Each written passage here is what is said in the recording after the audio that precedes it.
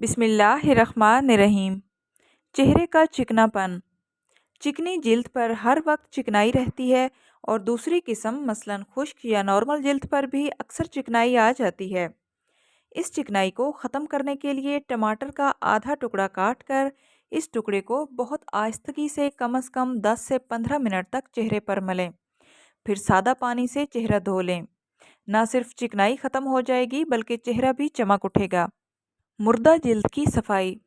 पिसे बादाम पाउडर की शक्ल में, कीनू के छिलके का पाउडर, मकई का आटा, ठंडा दूध और चंद कतरे लीमू के रस के मिलाकर एक पेस्ट तैयार कर लें। दूध इस्तेमाल करें, पानी इस्तेमाल ना करें। दूध इतना डालें कि गाढ़ा सा पेस्ट बन जाए।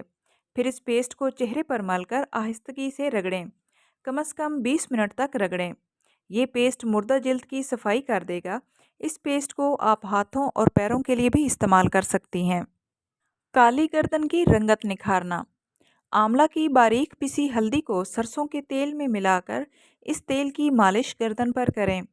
ये अमल दिन में 2 मरतबा करें। काली गर्दन दिन ब दिन निखर कर साफ होती जाएगी। बालों की हिफाजत। देसी अंडे के तेल की मालिश करने से बाल गिरना बंद हो जाते हैं। आजमूदा नुस्खा है। नहाने के बाद ना बालों को कभी झटकें क्योंकि 2 मुंह हो जाते हैं। ना फ़ौरन कंघा करें, ना रगड़ें क्योंकि गीले बाल कमज़ोर होते हैं और जल्द टूट जाते हैं। जुएँ ख़त्म करने के लिए शलजम के पत्तों को पानी में पकाएं, फिर पत्तों को इस पानी में पहले अच्छी तरह मसल लें, फिर इस पानी से सर धोएं। सर की जुएँ ख़त्म हो जाएंगी। ये अमल हफ्ते में 2 दफ़ा करें। होंठों की स्याही दूर करना।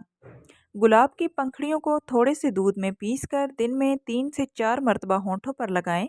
होंठों की स्याही दूर हो जाएगी। होंठ गुलाबी और नरम हो जाएंगे।